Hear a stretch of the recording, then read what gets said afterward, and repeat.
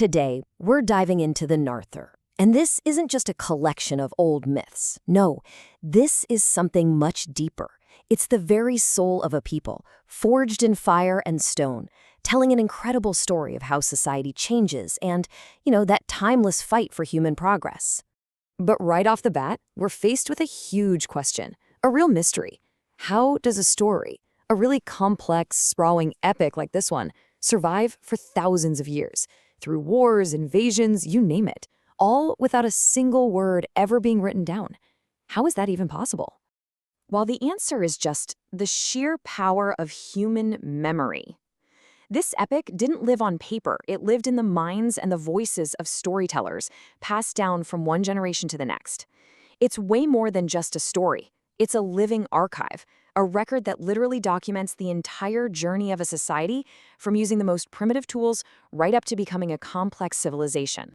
All right, so let's crack open this oral archive, shall we? Because this epic isn't just about heroes and gods fighting. Nope, it's actually a detailed blueprint of how a society grew and changed over a vast, vast stretch of time. I want you to think of it like an archaeological dig. As you go deeper and deeper into the verses, you start to uncover these distinct layers of social history. At the very bottom, the foundation, you find a matriarchal society. You dig a little further up, and a world of patriarchal clans starts to take shape. And then, right at the top, you see the beginnings of feudalism, of class division. It's all there. And that foundational layer, it's absolutely fascinating.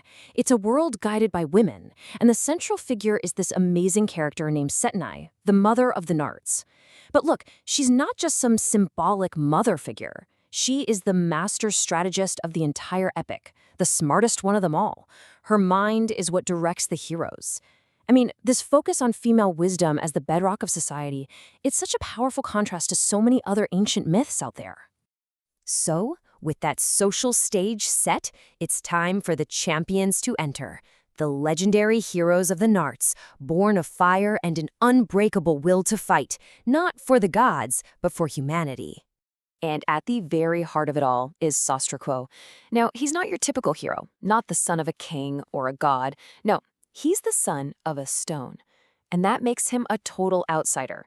He's a trickster, a warrior, and his main goal isn't fame or glory for himself.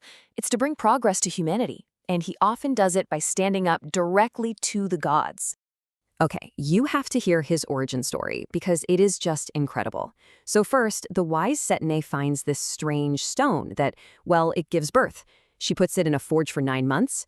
Then the blacksmith god Lepsh comes along and bam, he smashes it with his hammer and a flaming iron baby bursts out. To cool him down, Lepsh grabs the infant by the knees and dunks him into water, tempering his whole body into solid steel, except, of course, for that one vulnerable spot where the tongs were holding him. And just like some of the other great cultural heroes you've heard of, Sosryquo's whole mission is to empower humanity. He steals fire from a giant to save his people from freezing to death. He grabs the god's special drink and gives it to mortals so they can have it for themselves. And he battles an evil spirit just to get back a single seed of millet, making sure that humanity would never have to go hungry again. He's the ultimate champion of the people. Now, this is where things get really wild. Let's look at the parallels to a myth you probably already know. In the Nart Epic, a hero named Nosrin is chained to Mount Elbrus, right there in the Caucasus, for defying a powerful being. His tormentor is an eagle, and he's eventually freed by another hero. So, a gift of fire, a punishment in the Caucasus Mountains, a tormenting eagle. The similarities to the Greek myth of Prometheus are they're staggering. It really points to some kind of deep, ancient connection between these cultures. So we've talked about what's in the epic. But the story of the epic? Well, that's a whole other drama. The fight for the story's own life is just as incredible. How did it possibly survive all that turmoil? So how'd they do it? How did they remember it all? Well, the secret is brilliant, and it's baked right into the poetry itself. The verses were built with this unique structure, using rhyme and sound to link the end of one line to the beginning of the next. It created this powerful memory chain, a totally ingenious musical and poetic trick that allowed the bards to memorize and perfectly recall thousands and thousands of verses. But that memory chain was almost broken for good. With the rise of dogmatic empires and new religions, the epic's core themes, democracy, powerful women, heroes who defy the gods, suddenly became dangerous ideas. Storytellers were persecuted. The epic itself had to go underground, surviving only in secret, in songs told quietly by the fire. And that brings us to the epic's incredible resurrection. Seriously, it's like something out of a movie. It starts in the mid-1800s, when scholars begin the slow process of writing it all down. Then, by the 1930s, it's a full-on race against time, with researchers using tape recorders to capture the voices of the last living bards before they were gone. And finally, the triumph.